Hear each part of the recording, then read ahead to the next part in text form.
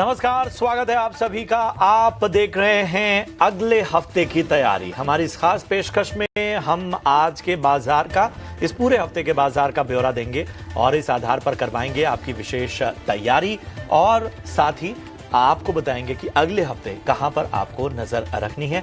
इसके साथ ही आपकी एक शिकायत भी हमने दूर कर दी है। हम आपके सवालों को भी अगले हफ्ते की तैयारी के शो में लेते हैं। चलिए, तो बाजार में अगर देखें इस हफ्ते के बाजार को, तो जरा आपके सामने इंडेक्स स्तरों पर जो तमाम डेटा है उसको लेकर आए। उससे पहले आज के बाजार को साफ तौर पर हमें देखना होगा। तो आज 22,800 के पास बंद हुआ निफ्टी और 117 अंकों की गिरावट यहां पर हमें बाजार बंद होने पर देखने को मिली। आज अगर हम बैंक निफ्टी की बात करें तो 350 अंकों से ज्यादा की गिरावट 48,900, 49,000 के नीचे कह लीजिए यहां पर क्लोजिंग हुई। और आज अगर हम पूरे हफ्ते के बाजार का ब्यौरा आपके सामने रखें तो देखिए, निफ्टी ने आधे % का नेगेटिव रिटर्न दिया, बैंक निफ्टी ने लगभग 0.3% का जो है वो नेगेटिव रिटर्न दिया, मिड कैप और स्मॉल कैप ने पॉजिटिव रिटर्न दिया लगभग 1.5% का। और बाकी अगर हम सेक्टर स्पेसिफिक बात करें तो हर सेक्टर का डेटा भी आपके सामने हम रख रहे हैं। और इन सब के बीच में हमारे साथ बेहद खास मेहमान भी जुड़ चुके हैं। हमारे साथ आज चर्चा में जो गेस्ट जुड़ रहे हैं वो हैं यस सिक्योरिटीज के लक्ष्मीकांत शुक्ला जी। लक्ष्मीकांत जी, बहुत बहुत स्वागत। उम्मीद ये की जा रही थी लक्ष्मीकांत जी की बाजार में कम से कम आज हफ्ते के आखिरी कारोबारी दिन कुछ ऐसा हो कि अगले हफ्ते के लिए जोश आए, लेकिन जोश ठंडा कर दिया बाजार ने आज भी। अब बताइए, अगले हफ्ते बाजार में निवेशक क्या करें? प्रशांत जी, आपने बिल्कुल ठीक कहा। पिछले कई दिनों से जो निफ्टी है, आपने जो की सपोर्ट एरियाज है 23,800 को, उसको डिफेंड कर रही थी, और बट आज हमें उसके नीचे क्लोजिंग देखने को मिला है। तो ये यही दर्शाता है कि आने वाले समय में वीकनेस बना रहेगा। और अगर 23,700 के रिसेंट स्विंग लो को 22,700 के रिसेंट स्विंग लो को अगर निफ्टी तोड़ता है तो हमें फर्दर करेक्शन देखने को मिल सकता है। और उस दौरान निफ्टी 22,500 से लेकर 22,400 के जोन को भी टच कर सकता है। सो ओवरऑल सेंटीमेंट आने वाले समय के लिए भी वीकनेस रहेगा। पिछले 3 से 4 दिनों में निफ्टी ने काफी कोशिश करी कि 23,000 के रेजिस्टेंस को ब्रेक कर सके, पर हमें एक दिन भी उसकी जो भी क्लोजिंग हुई है उसके नीचे हुई है। तो इसका मतलब है कि ये जो बाजार है ये फर्दर करेक्शन की ओर आने वाले समय में बढ़त बना सकता है। वहीं पर अगर हम बैंक निफ्टी में भी देखें तो वहां पर भी हमें एक वीकनेस नजर आ रहा है। अब जो सपोर्ट नजर निकल कर आ रहे हैं बैंक निफ्टी में वो आ रहे हैं 48,500 लेवल के। अगर उसके नीचे बैंक निफ्टी फिसलता है तो वहां से हमें 47,800 के further downward move bank Nifty में भी देखने को मिल सकते हैं। चार्ट्स पर भी अगर नजर डालें तो यहाँ पर एक बेरिश कैंडल का फॉर्मेशन हुआ है, बट उसका जो कंफर्मेशन है वो 48,500 के नीचे आएगा। उसके नीचे बैंक निफ्टी फिसलता है तो 47,850 के लेवल्स को भी टच कर सकता है। सो ओवरऑल दोनों ही इंडेक्स में काफी वीकनेस नजर आया है। हालांकि ब्रॉडर मार्केट पिछले 2 से 3 दिनों अगर देखें तो वहां पे आउट परफॉर्मेंस नजर आ रहा था, तो हमें आज वहां पर भी प्रॉफिट बुकिंग देखने को मिली है। सो ओवरऑल जो सेंटीमेंट है वो थोड़े वीक दिखाई दे रहे हैं। अगर आने वाले हफ्ते में निफ्टी अपने की सपोर्ट लेवल्स के ऊपर ट्रेड नहीं कर पाता है तो हमें करेक्शन देखने को मिल सकता है। राय दोनों ही इंडेक्स स्तरों पर रणनीति। और इन सब के बीच में अजीत नायक साहब हमारे साथ जुड़ चुके हैं HDFC सिक्योरिटी से। अजीत, बहुत बहुत स्वागत आपका। जरा मैं 2 सेक्टर के बारे में आपसे राय जानना चाहूंगा। और अगर हम इस पूरे हफ्ते देखें इन 2 सेक्टर्स की चाल को तो दोनों बिल्कुल अलग अलग तरीके से रहे हैं। निफ्टी मेटल ने पॉजिटिव रिटर्न दिया लगभग 5.25% का, तो वहीं निफ्टी ऑटो लगभग 2.5% से ज्यादा का नेगेटिव रिटर्न देता हुआ नजर आया। और दोनों की ही बात करें, निफ्टी मेटल में यह हुआ कि जिस तरह का टैरिफ शिफ्ट हुआ, टैरिफ वॉर में जो अगला शिफ्ट हुआ, और वो कहीं ना कहीं मेटल से अपना दामन छुड़ाते हुए धीरे धीरे फार्मा की ओर मूव कर गया। और ऑटोमोटिव इंडस्ट्री पर भी कुछ इंपैक्ट उसका नजर आया। ईवी की जो डिसरप्शन वॉर चल रही है, टेस्ला की भारत में एंट्री का जो पूरा माहौल है उसके बारे में भी जो है वो ऑटो कंपनियों पर इंपैक्ट देख रहे हैं। तो जरा इन दो सेक्टर को अपने रडार पे लाइए और हमारे निवेशकों का जरा मार्गदर्शन कीजिए कि इन दो सेक्टर में अगले हफ्ते किस अप्रोच के साथ उतरा जाए। नमस्ते सर, धन्यवाद करना चाहता हूँ मुझे शो पे बुलाने के लिए। सबसे पहले हम बात करेंगे CNX ऑटो सेक्टर के। सर, CNX ऑटो सेक्टर को अगर आप देखेंगे, कोई भी टाइम फ्रेम ओपन कीजिए, वीकली देख लीजिए, मंथली देख लीजिए या डेली देख लीजिए, तो लोअर टॉप लोअर बॉटम का फॉर्मेशन बनता हुआ अच्छा खासा दिखाई दे रहा है। तो अभी ये जो है CNX ऑटो है, 19 अप्रैल 2024 का एक वहां पे हैमर कैंडल बना हुआ था CNX ऑटो कैंडल पे, वहां पे आके अभी ये रुका है। तो अभी ये सबसे इम्पोर्टेंट बात है कि हमें देखने के लिए कि ये जो हैमर का लो है वो होल्ड कर पाता है नहीं। ऐसा अगर आप देखेंगे तो लगभग सब सेक्टर में एक लोअर टॉप लोअर बॉटम ही दिखाई दे रहा है। इवन फार्मा सेक्टर जो लंबे समय से हमें पॉजिटिव रिटर्न दे रहा था और अच्छा दिखाई दे रहा था, वो भी अभी weekly and daily time frame पे रिवर्सल सिग्नल दे चुका है। तो वो भी अभी मुझे लगता है कि उसकी भी अच्छी खासी अभी पिटाई हो सकती है। तो हम अभी बात कर रहे हैं ऑटो सेक्टर की, तो 21,150 लेवल जो है सपोर्ट जोन है, इंपॉर्टेंट सपोर्ट जोन है। यहाँ पे से छोटा मोटा उछाल देखने को मिल सकता है। नहीं तो मुझे लगता है कि ये सेक्टर ये लेवल भी तोड़ देगा 21,150 और इसका डाउन ट्रेंड कंटिन्यूस रहेगा। मगर थोड़ा सा स्लाइटली आप जैसा बोले टैरिफ का जो वॉर चल रहा है उसमें मेटल सेक्टर को थोड़ा बेनिफिट मिलता हुआ दिखाई दे रहा है। सिर्फ इतना ही कि आने वाले कुछ दिनों में मेटल सेक्टर को 8,830 का लेवल को क्रॉस करना आवश्यक है। वहां से एक सप्लाई जोन बनता हुआ मुझे दिखाई दे रहा है। जब ये सप्लाई जोन क्रॉस करेगा, उसके बाद जब ये वापस डिमांड जोन में कन्वर्ट होके वो जब रिटेस्ट करेगा, तब हम ऑटो सेक्टर में जो स्टॉक्स है, काफी सारे स्टॉक है जैसे कि सेल और हिंडाल्को, ये जो दो आउट परफॉर्मिंग स्टॉक दिखाई दे रहे हैं, उसमें हम सोच सकते हैं लॉन्ग बेट की। तब तक के लिए अभी ये वाला भी जो सेक्टर है अभी वापस ये अपना जो सप्लाई जोन के पास आ चुका है, क्योंकि मार्केट का आप ओवरऑल सेंटिमेंट देखेंगे वो बेरिश है, sell on rally kind of a formation बना रहा है लगभग सब सेक्टर। तो तेजी करने के लिए थोड़ा सा एक रिस्क लगता है मुझे। एक बार इससे कंफर्मेशन आने के बाद हम फिर इसके ऊपर सोच सकते हैं, अदरवाइज ये भी एक सप्लाई जोन के पास आ चुका है। दोनों ही सेक्टर पर विस्तृत राय आपको मिल गई और चलिए आपके सवालों का सिलसिला शुरू करते हैं। पहला सवाल लक्ष्मीकांत जी आपके पास में आऊंगा। रवि राजन चौबे हमारे एक दर्शक यूट्यूब पर, इन्होंने सवाल पूछा है, टीटागढ़ रेल पर राय जानना चाहते हैं और इन्होंने 1100 रुपए में खरीदारी की हुई है। लॉन्ग टर्म का इनका नजरिया है, बताइए क्या करना चाहिए। रेलवे के अधिकतर जो मोस्ट ऑफ दी स्टॉक्स है वो अभी भी डाउनवर्ड मूव को ही फॉलो कर रहे हैं और अभी भी हमें उसमें कोई रिवर्सल मूव आता हुआ दिखाई नहीं दे रहा है। अगर हम तीतागढ़ का भी चार्ट देखते हैं, डेली और मंथली चार्ट, तो वहां पर भी हमें वीकनेस बनता हुआ नजर आ रहा है। तो ओवरऑल सेंटीमेंट तो वीक ही नजर आ रहे हैं दोनों ही चार्ट्स पे। अगर हम मंथली के चार्ट देखें तो वहां पे हमें एक फॉलिंग वेज का ब्रेकडाउन मिल चुका है और फर्दर करेक्शन आने की एक्सपेक्टेशन बढ़ चुकी है इस स्टॉक में। मुझे लगता है कि आने वाले समय में ये स्टॉक 750 से लेकर 740 के लेवल्स तक भी नीचे गिर सकता है और जब तक ये 820 840 के नीचे सस्टेन करेगा तब तक इसमें वीकनेस बना रहेगा। तो ओवरऑल जो सेंटीमेंट है वो थोड़े वीक नजर आ रहे हैं। हाँ, एक बार ये स्टॉक 740 720 की रेंज में आता है, देन आफ्टर हमें एक बार रिविजिट करना पड़ेगा और वहां पर अगर कोई रिवर्सल फॉर्मेशन बनता हुआ दिखाई देगा, देन आफ्टर हम फिर लॉन्ग के लिए रिकमेंड कर सकते हैं। अभी फिलहाल इसमें वीकनेस ही नजर आ रहा है। आपको टीटागढ़ रेल पे मिलती हुई। अमन कुमार हमारे अगले दर्शक हैं, उनका सवाल लेते हैं। भारत फोर्ज पे राय जानना चाहते हैं और 1370 के भाव पे इन्होंने खरीदारी की हुई है और इन्होंने कहा है कि लॉन्ग टर्म व्यू कैसा नजर आ रहा है स्टॉक का। फिलहाल नुकसान में अच्छे खासे नजर आ रहे हैं।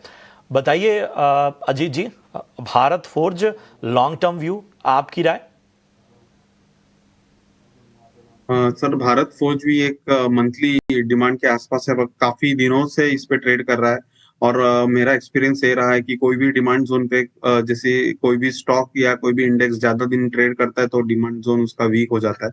तो इसका जो डिमांड जोन है 1050 से लेके 1040 का है, और लगभग वहां से एक दो बार छोटा मोटा उछाल देखने को मिला है।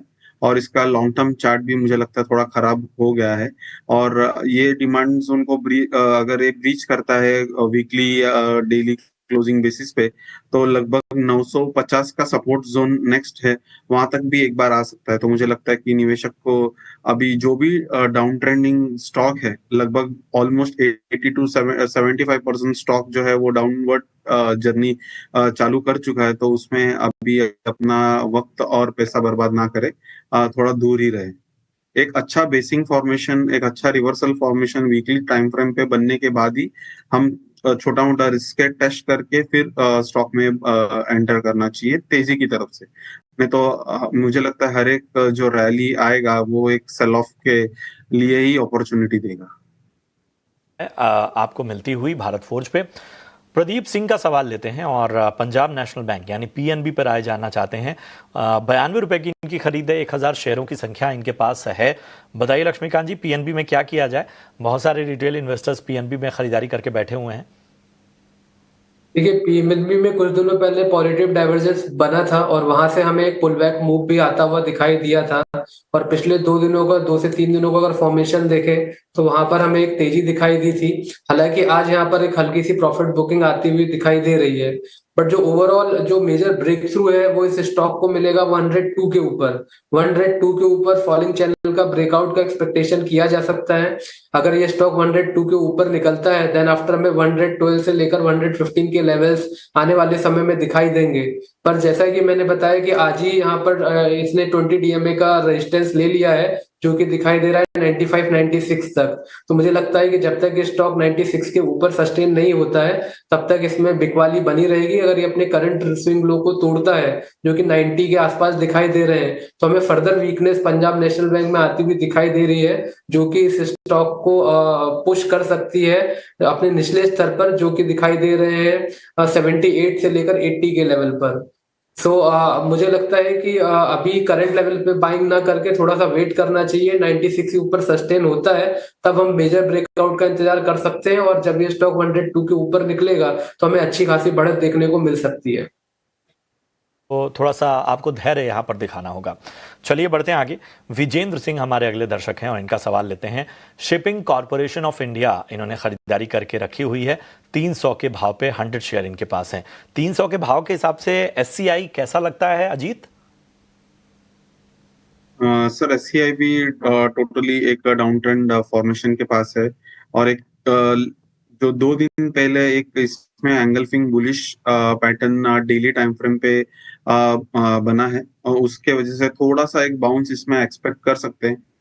क्योंकि लिए अभी तक इंडेक्स में कोई बुलिश पैटर्न नहीं बना है, तो मैं डबल कंफर्मेशन हमेशा लेता हूँ कि स्टॉक में बना है और स्पेसिफिक इंडेक्स का अगर एक कोई स्टॉक है या कोई अपना इंडेक्स में अगर बने तो यहाँ पे जो रिवर्सल है वो अच्छी तरह से काम करता है।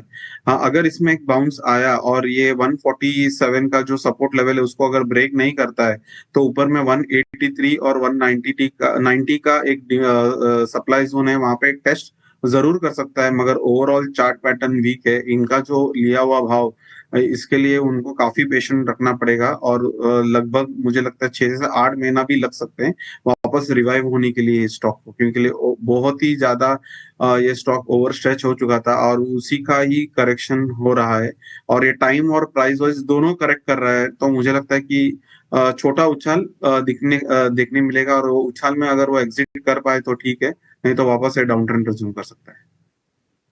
राय एससीआई यानी शिपिंग कॉर्पोरेशन ऑफ इंडिया पे मिलती हुई। अगला सवाल हमारे एक दर्शक नसीरुद्दीन नासिर का है और आरवीएनएल पे राय जानना चाहते हैं। इन्होंने 300 शेयर लिए हुए हैं, 460 रुपए की इनकी बाइंग प्राइस है। नुकसान यहाँ पर वो झेलते हुए लगभग 26,500 का। बताइए लक्ष्मीकांत जी, आरवीएनएल में क्या करना चाहिए? वैसे तो रेलवे स्टॉक्स पर हम राय दे ही रहे हैं। ये आरबीएल में भी हमें एक शॉर्ट टर्म रिबाउंड देखने को मिला था, बट आज यहाँ पर फिर से यहाँ पर हमें 20 डीएमए पर एक रेजिस्टेंस देखने को मिल रहा है।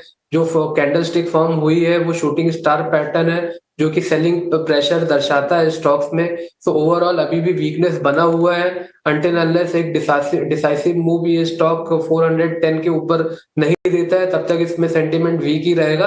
हालांकि सपोर्ट जो दिखाई दे रहे हैं वो दिखाई दे रहे हैं 325 से लेकर 330 के लेवल्स पे, तो एक रेंज बाउंड मूव आता हुआ दिखाई देगा आने वाले समय में। तो अगर इनको होल्ड करके रखना है तो 320 का स्टॉप लॉस ये मेंटेन रखे, और जब 410 के ऊपर ब्रेकआउट आता है तो वहां का वेट करें। अगर 410 के लेवल के ऊपर ये स्टॉक निकलेगा देन आफ्टर हमें अपसाइड के मूव दिखाई दे सकते हैं। उस दौरान ये स्टॉक 460 के लेवल्स को भी टच कर सकता है।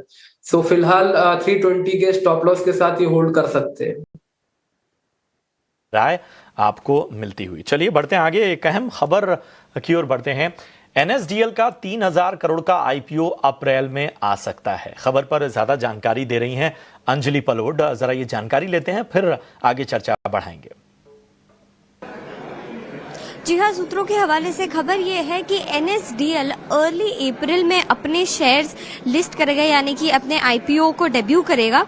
कंपनी अभी इस प्रोसेस को जल्द से जल्द पूरा करने की कोशिश में है। पिछले सितंबर में उन्हें सेबी से आईपीओ के लिए अप्रूवल मिला था, यानी कि इस सितंबर तक उन्हें इस आईपीओ को पूरा करना होगा। लेकिन इसके साथ एक एडिशनल रिक्वायरमेंट एनएसडीएल के लिए है, क्योंकि वो एक मार्केट इंफ्रास्ट्रक्चर इंस्टीट्यूशन है जिनमें सिंगल एंटिटी की ओनरशिप जो है वो 15% पर कैप की गई है सेबी के द्वारा। और इसके लिए एनएसई जिसका एनएसडीएल में 24% स्टेक है, उन्होंने सेबी से इस चीज के लिए एक्सटेंशन मांगा था अपनी ओनरशिप कैप के लिए।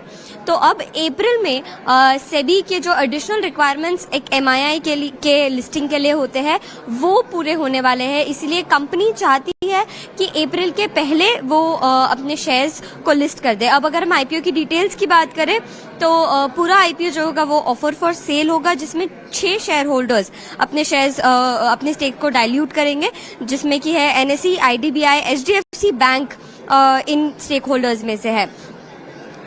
इसके अलावा एनएसडीएल का जो आईपीओ है वो एक डाइवर्सिफाइड शेयर होल्डर बेस और कंप्लायंस के पॉइंट ऑफ व्यू से काफी जरूरी होगा है राय। और फटाफट से जरा अजीत जी मैं आपके पास आना चाहूंगा। हमने सीडीएसएल में एक एक्शन भी देखा है और जाहिर सी बात है इन खबरों का एक्शन हमें नजर भी आएगा। पिछले 5 ट्रेडिंग सेशन में लगभग 3.5% सीडीएसएल चला है। क्या राय बन रही है आपकी इस खबर के दम पे?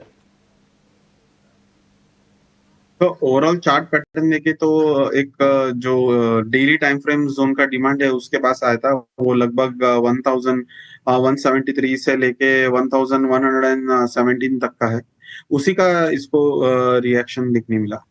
मगर जब मार्केट का सेंटिमेंट ही अगर इतना अच्छा नहीं है तो मैंने काफी एक्सपीरियंस किया है कि अच्छे से अच्छा वैलिड जोन जो रहता है, जो वीकली टाइम फ्रेम का higher time frame demand zone हम बोलते हैं, उसको भी ये रेस्पेक्ट करता नहीं, क्योंकि ओवरऑल जो सेंटिमेंट है वो बुलिश है। अगर इस स्टॉक को सीडीएसएल को अगर रिवाइव होना है शॉर्ट टर्म का पर्सपेक्टिव के लिए मैं बोल रहा हूँ, तो 1357 जो एरिया है उसको क्रॉस करना होगा। उसके बाद जो भी पुल बैक आता है उसमें हम एक पॉजिटिव ट्रेडिंग अप्रोच रख सकते हैं, वो भी अपसाइड 1500 की जो सप्लाई जोन है उधर तक के लिए।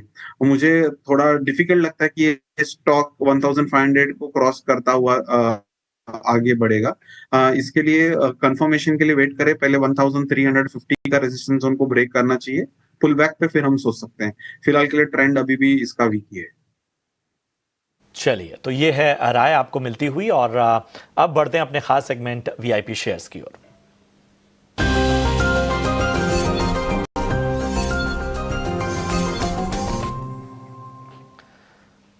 और अजीत, सबसे पहले मैं आपके पास आना चाहूंगा। बताइए वीआईपी पिक के तौर पर आज आपकी रणनीति क्या है? सर मैंने खाली एक ही स्टॉक चुना है, क्योंकि मुझे यहाँ पे मार्केट पे जरा भी कुछ भरोसा नहीं है। ये कभी भी जो 22,800 सब दुनिया उस पर नजर लगा के बैठी है, उसको आज ब्रीच कर चुका है। ये जब ऐसा फॉर्मेशन होता है तो यहाँ पे 2 चीज का पॉसिबिलिटी हमें मिलता है। एक बार वो 22,800 के नीचे 100-200 पॉइंट जाए और फास्ट रिकवरी आके जो सेलर है उसको ट्रैप करे। अगर ऐसा कुछ फॉर्मेशन होगा तो वो बहुत बढ़िया फॉर्मेशन होगा, फिर वहां से एक अच्छा बाउंस बैक मार्केट में देखने को मिलेगा। अगर वो नहीं होता है तो जो कंटिन्यूअस अभी जो डाउन ट्रेंड चल रहा है वो और भी इंटैक्ट रहेगा, और ज्यादा स्लिपेजेस हमें मतलब मार्केट को नीचे हम गिरता हुआ देख सकते हैं। तो मैं अभी फिलहाल ट्रेंड के साथ जाना चाहता हूँ। CUB स्टॉक है, उस पे मैंने सेल रेकमेंड किया है, हम CMP पे भी सेल कर सकते हैं। ये 50 अपना जो 200 डे वीकली मूविंग एवरेज के नीचे आज आ चुका है, और लगभग मैंने देखा है कि जब भी कोई भी स्टॉक अगर वीकली के 200 डे मूविंग एवरेज के नीचे आता है तो वहां से अच्छा गिरने का संभावना रहता है। तो ये स्टॉक को हम सेल कर सकते हैं, और इसका जो टारगेट है लगभग 141 के तरफ दिखाई दे रहा है। वहां पे एक छोटा डिमांड जोन है, वो वहां पे टेस्ट कर सकता है, और इसका जो स्टॉप लॉस है 155 के आसपास रखें, और इसमें एक सेल का पोजीशन हम क्रिएट कर सकते हैं। मगर जैसा मैंने बताया कि अगर मार्केट 2800 के नीचे जाके अगर हमें स्ट्रॉन्ग रिवर्सल अगर मिलता है। अजीत, आपने चंबल फर्टिलाइजर की बात की ना? नहीं, CUB का मैंने बात की, CUB। अच्छा, चलिए, हमारे पास समय कम है, हम सीधा जाएंगे खासतौर पे लक्ष्मीकांत जी, आपके पास फटाफट से बताइए, समय कम है, आपकी पिक कौन सी है? ये आज के लिए एक सेल और बाय का रिकमेंडेशन है। सबसे पहले सेल के रिकमेंडेशन के बारे में बात कर लेते हैं, वो है लॉरस लैब। यहाँ पे राइजिंग ट्रेंड लाइन का ब्रेकडाउन देखने को मिला है, और ओवरऑल जो इंडिकेटर ऑसिलेटर है वो भी वीक दिखाई दे रहे हैं। तो हम लॉरस लैब को करंट लेवल पे सेल कर सकते हैं, जो कि भी 520 है। इसमें जो हमारे एक्सपेक्टेड टारगेट निकल कर आ रहे हैं वो आ रहे हैं 490 के, और जो स्टॉप लॉस मेंटेन करना है वो 535 का। दूसरा जो है वो बाइंग के लिए है, उसमें जो हमारा स्टॉक का निकल कर आ रहा है वो है FSL में यहाँ पे डाउनवर्ड स्लोपिंग ट्रेंड लाइन का ब्रेकआउट देखने को मिला है, और पिछले 4 दिनों से यहाँ पे हायर टॉप हायर बॉटम का फॉर्मेशन भी बनता हुआ नजर आ रहा है, और आज इस स्टॉक ने अपने सारे की मूविंग एवरेज रिकैप्चर किए हुए हैं। तो ओवरऑल सेंटीमेंट इस स्टॉक में बुलिश आ रहा है। जो हमारे एक्सपेक्टेड टारगेट है FSL में वो निकल के आ रहे हैं 387 के, और हमें 356 का स्टॉप लॉस मेंटेन रखना है FSL में। चलिए, तो ये है राय, एक सेल कॉल और एक बाय कॉल आती हुई लक्ष्मीकांत जी की तरफ से। और अजीत जी की कॉल एक बार फिर से आपको रिपीट कर देते हैं। सिटी यूनियन बैंक का इन्होंने जो है यहाँ पर राय दी थी, और तमाम अहम लेवल्स आपको बताते हुए। चलिए, इन सब के बीच में अब अपने दोनों एक्सपर्ट से ज़रा उनका डिस्क्लेमर भी ले लेते हैं। अजीत जी बताएं। तो जो भी स्टॉक हमने डिस्कस किया है वो मेरे पर्सनल होल्डिंग में नहीं है, हमने अपने क्लाइंट्स को भी रिकमेंड किया है और आपके दर्शकों को भी। हमने पर्सनल में कोई इसका पोजीशन नहीं लिया गया। ठीक है, लक्ष्मीकांत जी अपना डिस्क्लेमर दें। यहाँ पर जितने भी स्टॉक्स के बारे में डिस्कशन हुआ है और जो भी रिकमेंडेशन दिए गए हैं उसमें मेरा कोई पर्सनल ट्रेड नहीं है, हालांकि मेरे ऑर्गेनाइजेशन का क्लाइंट का ट्रेड हो सकता है। चलिए, तो ये रही हमारी डिस्क्लेमर। बहुत बहुत शुक्रिया करेंगे आप दोनों का इस चर्चा में जुड़ने के लिए। और जाने से पहले कल इवेंट्स कौन कौन से हैं जिन पर नजर रखनी है, रक्षा रावत इसके बारे में जानकारी दे रही है। जी, तो देख लेते हैं कि अगले हफ्ते के इंपॉर्टेंट क्यूज क्या होने वाले हैं, यानी अगले हफ्ते कौन से ऐसे इंपॉर्टेंट इवेंट्स हैं जिसमें आपको अपनी नजर बनाकर रखनी चाहिए। सबसे पहले बात करेंगे मंडे यानी 24 फरवरी की, तो यहाँ पर यूरोप का CPI डेटा आने वाला है। भारतीय बाजारों की बात करें तो यहाँ पर कॉर्पोरेट एक्शन के तौर पर देखें तो SBI कार्ड है, जिसमें डिविडेंड के लिए शेयर खरीदारी का आखिरी दिन रहने वाला है। 25 फरवरी की बात कर लेते हैं तो यहाँ पर अमेरिका का कंज्यूमर कॉन्फिडेंस का डेटा आने वाला है। इसी के साथ साथ भारतीय बाजारों में स्पाइस जेट जो है वो अपने क्वार्टरली रिजल्ट्स डिक्लेयर करने वाली है। 26 फरवरी की बात करें तो मार्केट क्लोज होने वाला है महाशिवरात्रि के पर्व पर। 27 फरवरी की बात करें तो यहाँ पर US में GDP और बेरोजगारी के आंकड़े आने वाले हैं। यूरोप में बात करें तो यहाँ पर कंज्यूमर कॉन्फिडेंस के आंकड़े आने वाले हैं। भारतीय बाजारों की बात करें तो यहाँ पर निफ्टी की वीकली एक्सपायरी होने वाली है, और इसी के साथ साथ PFC जो है वो उसमें शेयर खरीदारी का आखिरी दिन होने वाला है डिविडेंड के लिए। 28 फरवरी यानी हफ्ते के आखिरी कारोबारी दिन की बात करें तो यहाँ पर GDP डेटा आने वाला है इंडिया का। तो ये थे कुछ इंपॉर्टेंट इवेंट्स जिसमें आपको अगले हफ्ते अपनी नजर बनाकर रखनी चाहिए।